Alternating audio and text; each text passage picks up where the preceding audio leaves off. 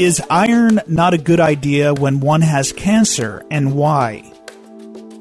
Yeah, good question. Because iron, we all know that without iron, we won't be able to make red blood cells that are necessary to carry oxygen, and we'll get a condition called anemia.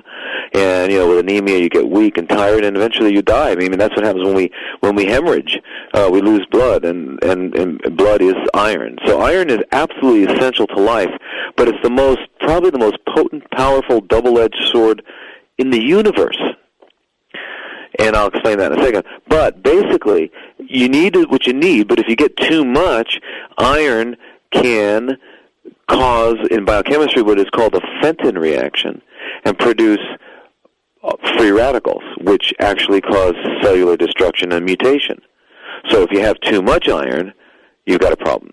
And if you don't have enough, and just an example, we know that women outlive men by 10 years on the average. Okay? Well, we found out also that men who donate blood on a regular basis don't have that differential. They live as long as the women. So clearly, women menstruating every month and losing blood, what are they losing? They're losing iron, because they never have iron overload. So it's a very interesting phenomenon. Now, cancer cells, like other cells, but actually even a little bit more than other cells, need iron. And so the body itself actually goes into an iron sequestering or hiding position. So you'll find when you do blood tests on people with cancer that their serum iron goes down and their serum ferritin goes up.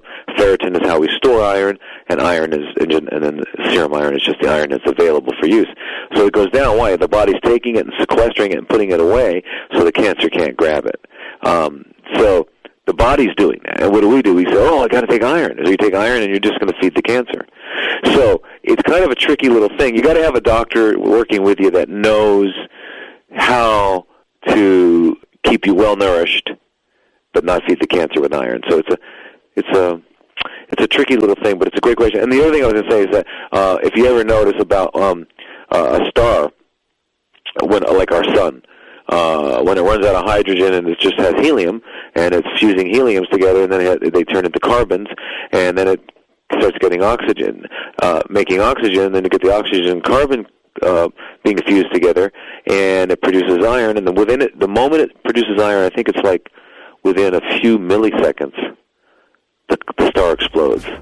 So that's how stars die. Stars die when they start producing iron. So as I was saying, iron is one of the most crazy double-edged swords in the universe.